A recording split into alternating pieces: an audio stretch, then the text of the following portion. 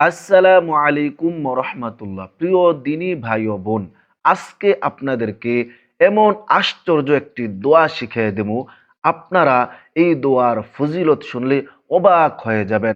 আপনাদের শরীরে যাদের দীর্ঘদিন ধরে ব্যথা আছে এবং আপনাদের শরীরের মধ্যে যাদের বিচি আছে অথবা ফোড়া আছে, এই আমলটা খুবই কার্যকরী।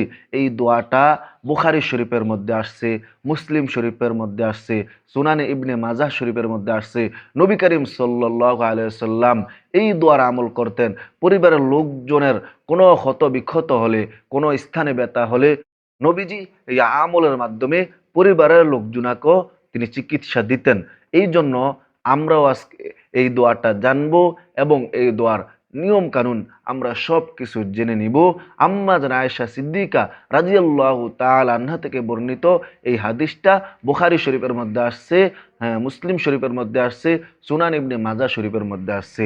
তো আমার জানা মতে এর চেয়ে উপকৃত হওয়ার জন্য, এর চেয়ে ভালো এবং কার্যকরী আর কোনো দোয়া হতে পারে না। তো আজকে যেহেতু শুক্রবার, আমি ভাবলাম আমার এই ইউটিউব চ্যানেলের মধ্যে যেই ভাই বোন আছে এবং যত মানুষ আমার এই ভিডিওটা দেখবে তারা যেন উপকৃত হতে পারে। এই জন্য আপনারা মৃত্যুর আগ পর্যন্ত যদি ব্যথা স্থানের যে কোনো ব্যথা ভালো করতে চান, শরীরের যে কোনো জায়গায় জখম ফোড়া বিচি ভালো করতে চান, তাহলে দোয়ার আমল করুন। আমি আপনাদেরকে এখনই দোয়াটা এবং নিয়মটা বলে দিতেছি। তো সর্বপ্রথম আপনারা শাহাদাত আঙ্গুলের মধ্যে মুখ থেকে আপনারা লালা নিবেন, থুতু নিবেন। আপনারা এইভাবে মুখের জিহ্বা থেকে এইভাবে আপনারা হালকা লালা নেবেন। নেওয়ার পর আপনারা নবীজি যেভাবে আমল করেছেন আমি আপনাদেরকে ঠিক সেভাবেই দেখাইতেছি। আপনারা মাটির মধ্যে আঙ্গুলটা এভাবে একটু, হ্যাঁ, নাড়া দিবেন। তারপরে মাটি থেকে, যেহেতু আমাদের আঙ্গুলটা লালার কারণে ভিজে গেছে, মাটি থেকে, হ্যাঁ, কিছু মাটি লাগবে হালকা। ওই আঙ্গুলটা এই অবস্থায় আমরা ব্যথা স্থানে অথবা ফোড়া জায়গায় বিচি জখম ওই স্থানে আমরা এভাবে ঘুরাইবো আর এই দোয়াটা পড়ব। দোয়াটা হলো বিসমিল্লাহি তুরবাতু আরদিনা বিরিকতি বাদিনা ইউশফা সাকিমুনা বিইذনি রব্বিনা। আমি আবারও বলতেছি, আপনারা খেয়াল করে শুনুন, আপনারা দোয়াটা মুখস্থ করে নেবেন যেন আপনারা নিজেরাও পরিবারের লোকজনের জন্য মৃত্যু আগ পর্যন্ত আমল করতে পারেন।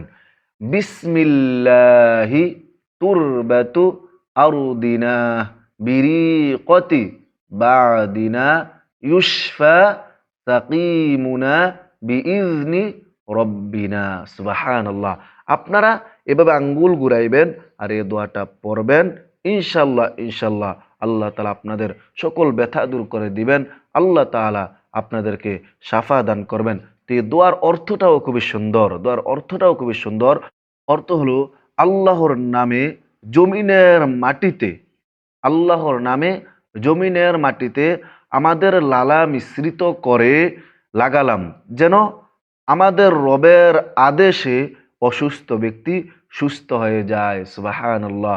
অর্থাৎ এই দ্বারা আমল আপনারা নিজেদের জন্য নিজেরা করতে পারবেন, আপনাদের ছেলে মেয়ে স্ত্রী মা বাবা ভাই বোন সকলের জন্য আপনারা এই আমলটা করতে পারবেন। তাদের যদি কোথাও ব্যথা হয়, তাদেরও যদি কোথাও ফোড়া হয় বিচি হয়, আপনারা এই দোয়া পড়বেন এবং যেই নেবে তাদেরকে আপনারা চিকিৎসা দেবেন। ইনশাআল্লাহ তারা সুস্থ হয়ে উঠবে, ইনশাআল্লাহ। তো প্রিয় দিনী ভাই ও বোনেরা, আপনারা এই আমলটা এই আমলটা আমার জানা মতে এর চেয়ে উপকৃত হওয়ার জন্য, এর চেয়ে কার্যকরী ভালো আর দোয়া আমার জানা মতে নাই।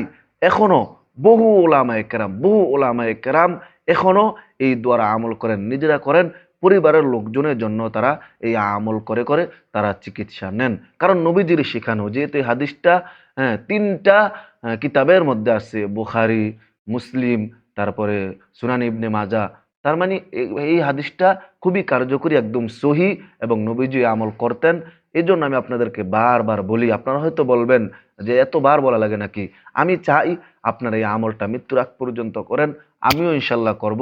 আমার পরিবারের লোকজনের জন্য আমি আমল মৃত্যুর আগ পর্যন্ত করব ইনশাআল্লাহ।